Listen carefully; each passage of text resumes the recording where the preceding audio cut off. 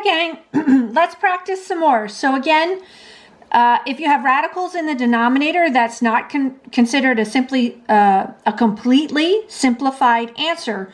So let's go ahead and get those radicals out of the denominator. So if you recall, to do that, you have to multiply by the conjugate. Can you think what the conjugate is here? Good. I hope you have it. It would be radical 3 minus radical 2. And you're going to multiply that to both sides of the fraction. Okay, so let's start with the denominator. I will write out all the steps, but again, if you understood what I said in the earlier video about a squared minus b squared being the final answer in the denominator, that will be correct. Okay, but I'll just go ahead and write out all the steps for you, okay, in case that's something you want to see. So radical 3 times radical 3 is radical 9. Radical 3 times negative radical 2 is negative radical 6. So remember, when you have a radical times a radical, they combine underneath. Radical 2 times radical 3 is positive radical 6. Radical 2 times negative radical 2 is negative radical 4. So you multiply underneath. Let's just keep going with this denominator.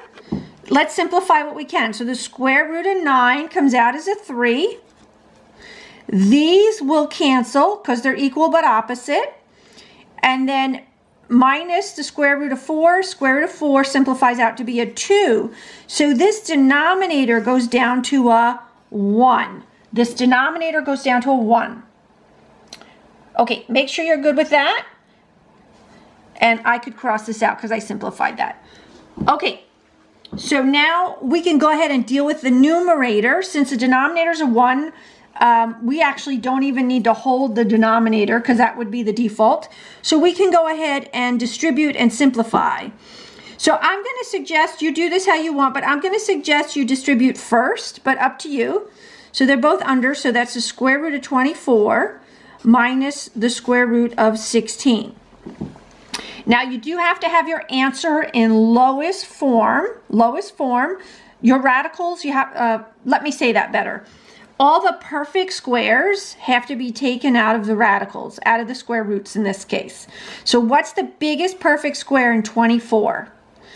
Good, that would be 4 times 6.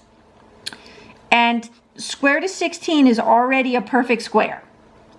All right, so let's simplify these. So the 4 comes out as a 2. And the 16, square root of 16, that's a perfect square, comes out as a 4. Now you don't need to leave this over 1. So you could just write 2 square root 6 minus 4. And that would be your final answer.